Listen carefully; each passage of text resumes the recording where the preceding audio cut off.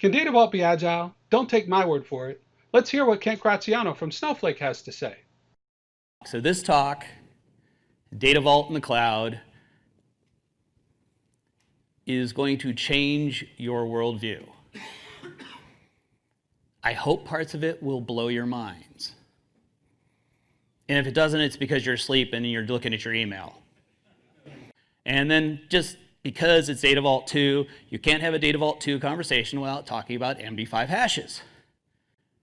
One of the main causes of contention, Mary and I were talking about this last night, in a traditional database is there's no window to do anything because you've consumed the CPU 100%, and the only way to get more CPU is to do what?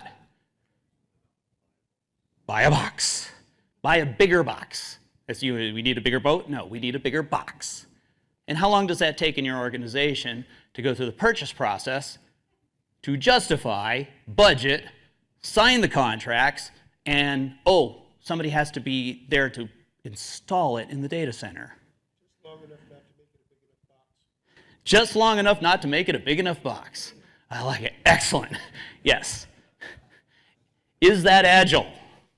No. It is not agile. And what does every CIO on the planet want us to do with data now? Be agile. We've been hearing about that all week.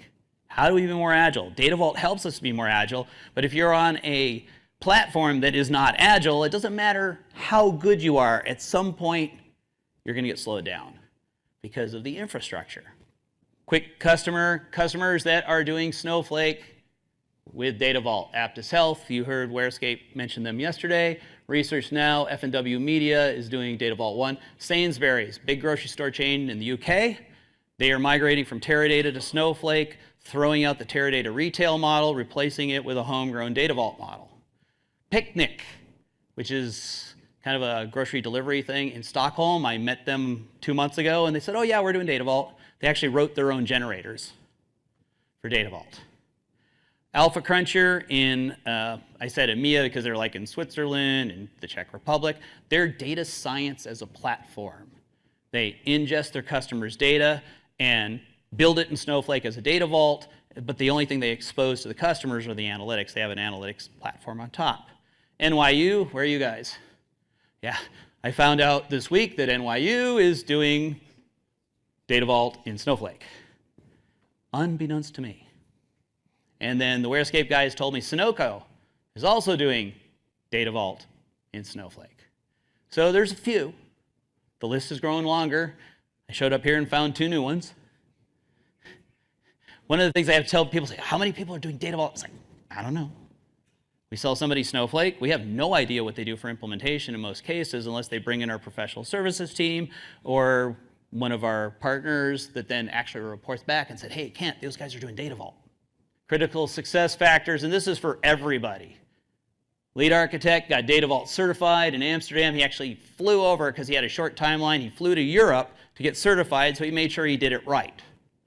Did their first Data Vault model by hand so they understood it, and then they went to doing it with Warescape.